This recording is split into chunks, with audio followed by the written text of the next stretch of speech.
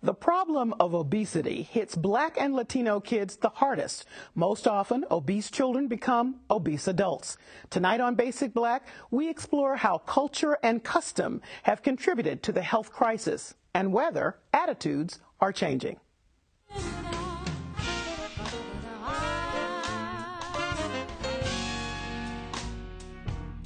Our panel tonight, Philip Martin, Senior Reporter, 89.7 WGBH Radio. Kristen Dukes, Assistant Professor of Psychology, Simmons College. Callie Crossley, WGBH Radio and TV host. Dr. Fatima Cody Stanford, Obesity Medicine, Nutrition Physician, and Clinical Fellow at Massachusetts General Hospital. And Kim McLaren, Assistant Professor of Writing, Literature, and Publishing, Emerson College. To join the conversation, please visit our website at basicblack.org. So, just this past week, Massachusetts became one of the few states that are not sending letters home to kids, evaluating their height and weight. This was an initiative that many other states had undertaken, including California, so that parents and also doctors and experts like yourself, doctor, could have a sense of what really is the trend of obesity in communities. We know that it's an epidemic. 1 in 3 kids is obese in this country at this point. So this was supposed to help us get a handle on it and also help parents be aware of where their kid may be. Well, that got turned away. They said it was too expensive to send the letters directly to parents, and by sending them home with the kids, the likelihood of some very private information getting out was happening, and that was causing some bullying, some lowering of self-esteem as people found out people's businesses they should not have. So my first question to you, doctor, is when you heard that the letters were no longer going out, did you think that was a good idea?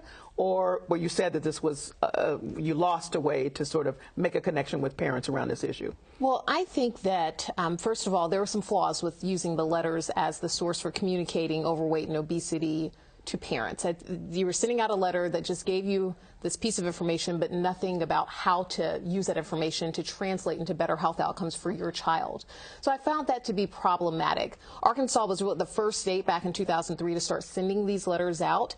And even though we've been doing this, we meaning different states throughout the U.S. have been doing this for 10 years, we've never shown any piece of literature that's back this as, really good information to translating to decrease obesity rates within the pediatric population.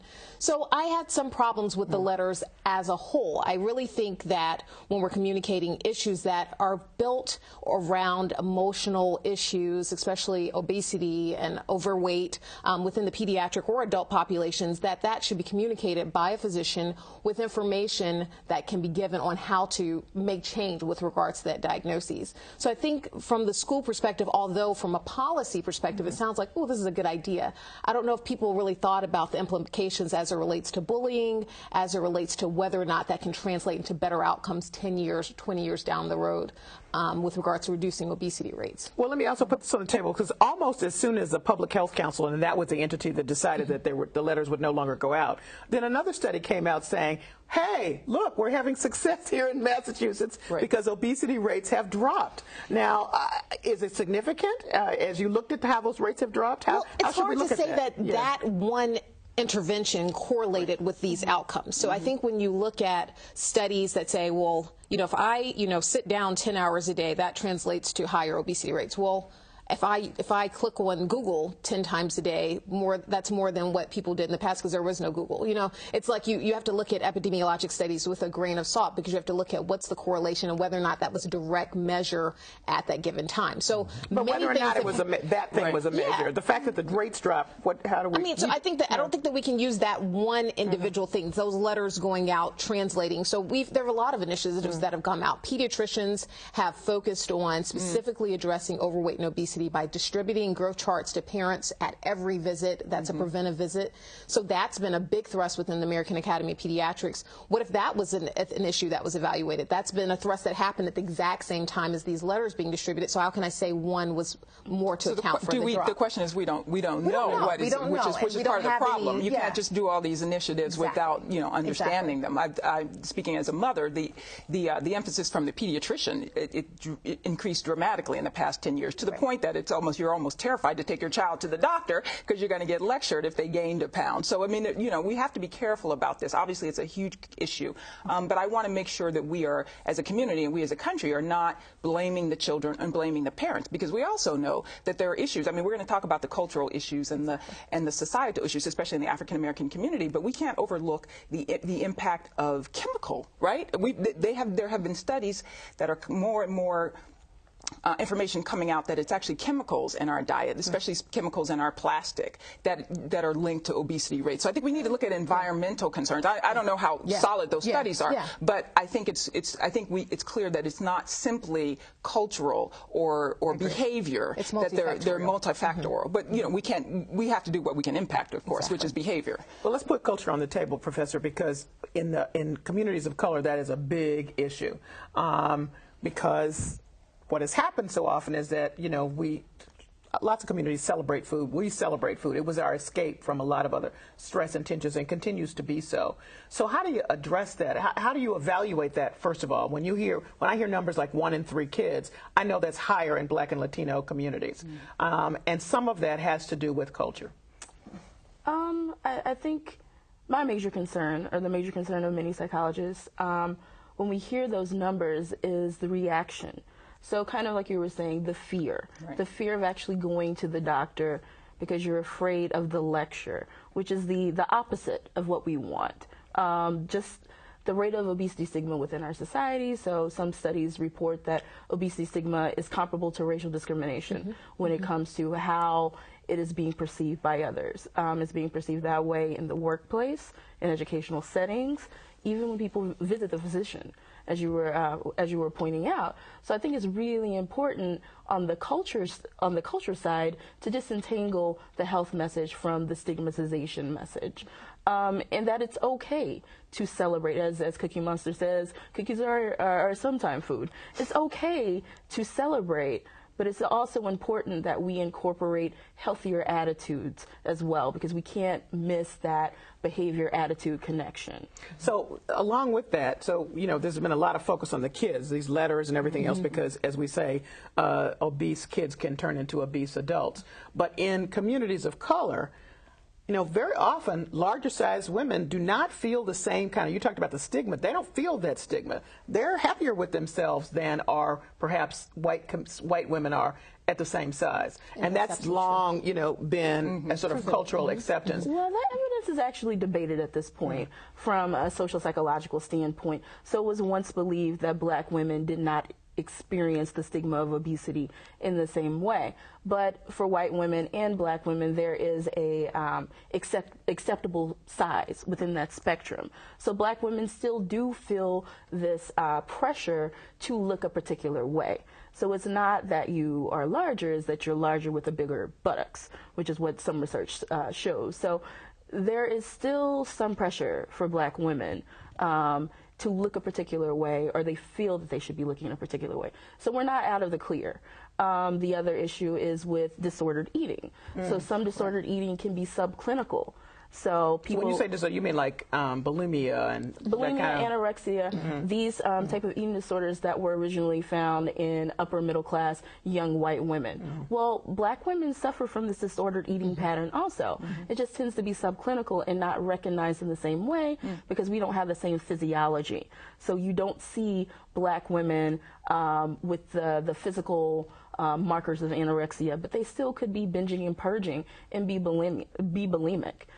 So it's important that we not miss that. Like, the celebration of the body doesn't mean that we aren't impacted and aren't affected. Okay, so Philip, here's something else that impacts us, and that is when we look again at those studies about kids and how much obesity is in kids, 45% of the kids who are likely to be obese are poor. And there are some policies that impact whether or not they have access to healthy foods. In most schools, whether poor or not, gym has gone away. Yes. So you've got all of that going on. Well, it's a major issue, and you think about the fact that a few weeks ago, Congress, the Republican Congress in this case, basically voted to eliminate food stamps, to basically reduce the food stamp program to an asterisk. The reason is that they believe that it's a strain on the economy, it's part of deficit spending, and it's something that we shouldn't address. But the food stamp program, within that program, are nutritional components, and those nutritional components are very important because that's communication. But when you talk about the reduction in obesity, of course it's not just a letter going out that's encouraging parents to basically reward their kids with something other than Oreo cookies, right, and so on and so forth. There are a lot of things happening all at once. It's Michelle Obama basically militating and basically exhorting parents to exercise. There's a concomitant program of nutrition education, again, something that comes from the federal government. There are all types of programs out there that are taking place at the same time. Michael Bloomberg, the outgoing mayor of New York City, militating against soft drinks and so on and so forth. And so and a lot of this impacts poor kids, poor families, and the greatest impact, of course, occurs when you see this reduction occurring concomitant with an increase in nutritional programs, in nutritional information. The Affordable Care Act right now has a component, which the doctor was talking about before we came on the air, which basically is an education component. That is very important for poor communities. So let me stop you and say, doctor, is that targeted toward communities of color in a special way that can make a breakthrough around these issues? Well, the Health Equity and Accountability Act, which really was first written back in 2011, which we're still in the process of redrafting for this current Congress, does have some educational components that are specifically targeted at the African American and Latino communities, specifically as being the largest ethnic minority groups. However, I would say that the target is probably not as great as we would like for it to be in terms of really changing how the culture views foods within that culture as healthy, because foods within our cultural setting can be prepared in more healthy ways that would lead to larger consumption of those high quality foods. And I think one of the things that you mentioned earlier was the quality of the foods impacting overall health. And so I think that when you're looking at programs, we have to think about how those programs are also being evaluated and how that translates to outcomes. That's kind of some of the things that I've come back to. But so we have these little pieces of information that are put into the act, but they don't really translate to how is it being studied? How can we look at this and see if there's any translation to outcomes? But I think it's being heard, and the reason I think it's being heard is, anecdotally. Being heard by whom? Well, I think it's out there. It's in the atmosphere. I think that there is this. I'm not sure how well people are responding to it, but I do hear anecdotally that in traditional soul food restaurants, for example, people have started to cook somewhat differently. That sure, of course, you still have churches out there, fried chicken. You still have Popeyes out there, and they're all over the landscape of Chicago and Memphis. So what you're saying is it's not places. unusual to go someplace and ask for something cooked with turkey as opposed to ham. Precisely. Okay. Precisely. Kim. Oh, I agree with that. I think people are changing. I guess I'm still not convinced that it's strictly speaking a cultural issue and that it's strictly a food issue. I mean, society has changed so dramatically for our children, from everything from the cutbacks in PE in school to just high stakes testing. I mean, all of these elements have an impact. There's fewer PE classes because the kids are being drilled and killed because of the high stakes testing. A lot of kids are going outside. I mean, there's lack of movement, right? And this is across cultures and across genres. I mean, to get my kids away from their iPads outside to play is very much a challenge. So I guess I want to avoid denigrating, because my aunt grew up in Memphis and she ate soul food all the time, but she also walked everywhere she went, and she was 120 pounds when she died. So and then we have to also look at food. it's just, I think also the thing that was brought up is that it's not just about diet or physical activity. Right. Our genetics play a large role. Issues like sleep or sleep regulation plays a large role in controlling how we think about hunger and satiety signals, which are sent from our brain, which is our hypothalamus, to our gut to communicate information. How full we are.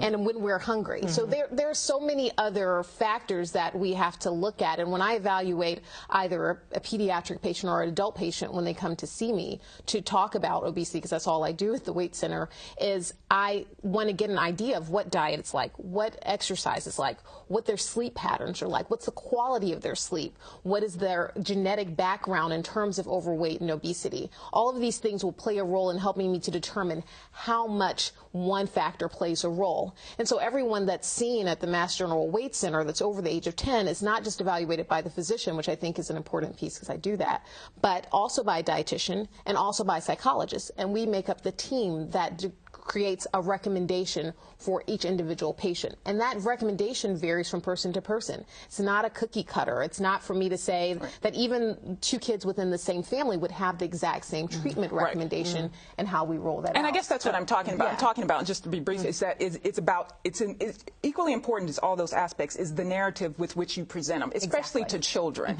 So if you present the narrative, you're failing, something's wrong with you, this is your fault, that's very destructive. As you present the narrative, this is a society problem, the society-wide problem that we're all struggling with. Here are some tools with which you can. And I have to present you with the tools. And thankfully, I have more tools in my armamentarium to present to patients now than I would have had 20 years ago. And I think that the issue is to come up with more and more tools to address each individual person, and realizing that if I have a medicine, for example, to use for an adult, that one medicine that works for one person may not work for this other person, and coming up with what works for that person to bring them to a healthy weight. Okay, so but to get to you and get to the conversation that you're having, a reasonable conversation with folks about here are tools for you and blah blah blah. Certain messages, mass messages, have to get through and sync. And so my question to you is: you mentioned Michelle Obama's "Let's Move."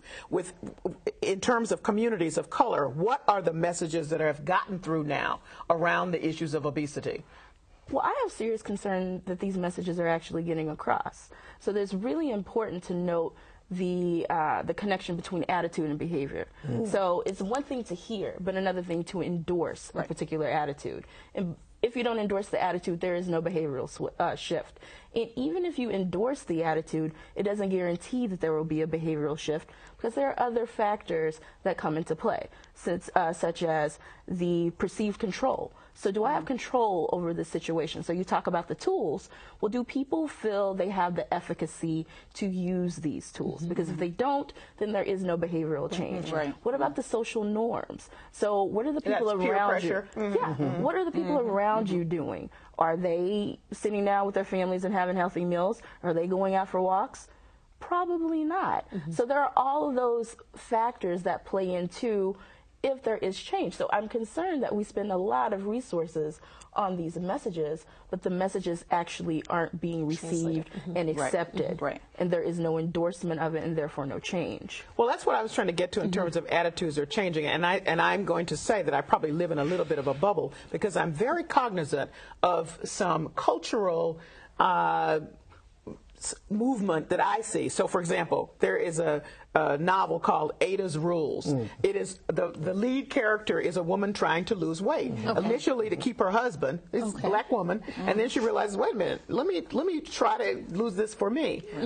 In the book I just read, Ghana Must Go, one of the characters has bulimia, black woman. I never would have seen that 5 or 10 years ago. So I'm just wondering if there, this is starting to creep in where people are paying attention, even if we're not yet at the actual executing the shift, that something is happening. I think it's out there in the atmosphere. It's really a question of, as you were just saying, Crystal, how it's basically, is it in fact, seeking it enough is the question. I mean, you still have a lot of cultural norms out there propagated by movies like Precious, for example, in which the main character, is an obese young woman who basically tries to assuage her appetite in one scene by, eating an entire, like a bag of chicken. But it's a horrible scene. Actually hungry and in need. Precisely. I was going to say, because the contradiction. That movie is problematic on a lot That movie is very problematic. That movie is very problematic, but that movie, again, is put out there as a norm. And the problem. And as a piece of culture. And as a piece of culture. But at the same time, I really do, when you hear these anecdotal things, some of the stuff really, makes sense. When you hear that McDonald's, for example, and but of course this is all about profit, is changing, of course it's not really changing, it's modifying a little bit, its diet. It's including salads. That's helpful, but it's not helpful enough if you still are counterposing, or that's counterposed with a gigantic Big Mac. I mean, it's. But what happens in those fast food companies has a serious impact on our communities. Yes, because that's what we have access to. And it's targeted. I mean, a lot of the celebrities, your Serena Williams and people of that sort have come out as there's been backlash against them for endorsing products, whether it be fried chicken. I think there was a Kentucky Fried Chicken that Mary J. Blige, and I think kind of going back to what you said earlier, I think it was the Cookie Monster quote where we talked about all things in moderation. It's not that, and even when I'm talking with patients, I don't tell them they can never have X, Y, or Z. I tell them I want that to be like 1% of the time to 5% of the time. But I think it's just getting people to understand that we want to endorse a healthy eating pattern, healthy living a majority of the time, but realize that there will be times for treats. And so for someone to say that they never have treats, I think usually they would be inaccurate in stating that, because that's really probably not accurate for most Americans, whether they be ethnic minority or not. So here's my question to you. In the last 5 years, when patients end up in your office, is this the first time many of them are hearing about healthy eating? No. Or so that's some movement. No. Right? So I mean, I think, well, first of all, you have to think I work in a weight. They're still there. So that's not I understand that, but I'm just saying that there may not have ever been that conversation at some point. The problem there, and it's actually the issue with the stigma of obesity, is this notion of willpower. That as an individual, that's that you should be able to overcome. That's my you should be able to do that. And what actually happens is, the more that people, and I've done research on this, the more that people endorse this notion of being overweight as a controllable factor, as an issue of willpower, the more they demonize overweight individuals. And so that's my role. And the more you demonize, the less likely the person is to change. And that's my point about shaping it. As a physician, is I take away the blame. So they come, and by the time they've reached the weight center, so they come there with the notion that I'm struggling with weight, which is why they're sitting there looking at me, and we're spending this hour together for their initial appointment, is I take away the blame. By the time they've gotten to me, they've tried 25 diets, they've tried 25 workout programs, they've tried X, Y, Z, and none of those things have worked, as an adult. And so I figure out what I can do to help them that they didn't know about. And I take the blame away. I say that, And the shame. And the shame. Exactly. And that's I'm wondering my goal. if you as an African-American doctor are they more receptive to you? Because, we also have to talk about African-Americans' historical, kind of love-hate relationship with the medical profession, right? Like we're suspicious, right? Tuskegee, okay, right? So, the question is, also having a white authority figure lecturing you, I think is also less likely to make people receptive to it. So I'm wondering if people... It's hard for me to say. I guess I'm going to use probably two different scenarios. So in the center that I work in, people come there and they know why they're coming to see me. So I never have to explain why they're there. So they know they're at the Mass General Weight Center. That's the name of our center. Like, you know that when you walk in the door. Like, you can't get over that. That's how you had to get referred to come see me. So obviously in that setting, I'm not breaking down like explaining why they're here or seeing that this is an issue that they're interested in talking about because they're there. Now, and when I work in the general population, I do find that to be a struggle when I'm working with patients, even as an African-American physician. So I remember one patient I saw that was referred into our tertiary care center when I worked in South Carolina, that came in referred for an issue specifically related to her obesity. And I was doing the family history very quickly. I was in the emergency room, and I had 3 generations there. I had the mom, actually the child, who was like 11 years old. I had the mom, and then I had the grandmother, and all of whom struggle with obesity-related issues. And when I brought that up as an issue to them, they were bewildered and like, that's not an issue. We're just thick. Was the term that they used. And so I was like, well, no, this is a problem, and felt some retaliation because they were like, well, I don't want to be skinny like you. And I'm like, but I'm normal. But they saw that as different. We had this battle, and that was not a battle that I've had that many times. Well, that's actually a response that's pretty common. So there's been research that shows that people don't understand these clinical terms of obesity and overweight. They're like, what is that? What does that mean? I asked a woman, I was doing a history for a woman in the emergency room one day, and I kept saying, I said, have you had a history of obesity or family with it? She's like, and she never really answered, and I was just going fast, and she finally said, what is that OB word you keep saying? And I was like, what OB word? I'm thinking about OBGYN. I'm like, she's not pregnant. And then I had to think back to what I was saying because I was talking so fast. Right. And I was saying obesity. She's like, yeah, that word. What is that you keep saying?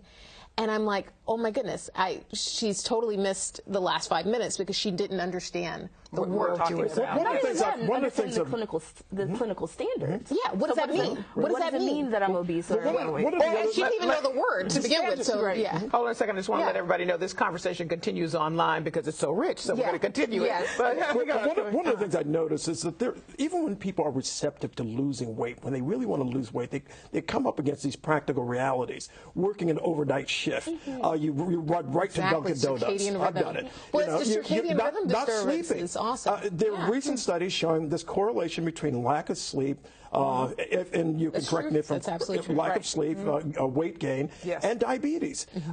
Diabetes seems to be creeping up dramatically within society, and that's another question of whether or not society. I'm sorry, American society in general. But I think amongst African Americans and Latinos, and increasingly Asian Americans and Asians, you see an increase in diabetes as a result of weight gain, and because of these irregular sleep patterns and irregular work patterns. And I'm wondering if that's something that's heavily Absolutely. impacting So I African asked you if you've ever been a shift worker. That's one of the questions. Well, not for my kids, obviously. Hopefully they're not shift workers. Then there's a problem that we have to deal with. But I asked them. To continue the conversation, see past episodes, or discover new stories, please visit our website at basicblack.org.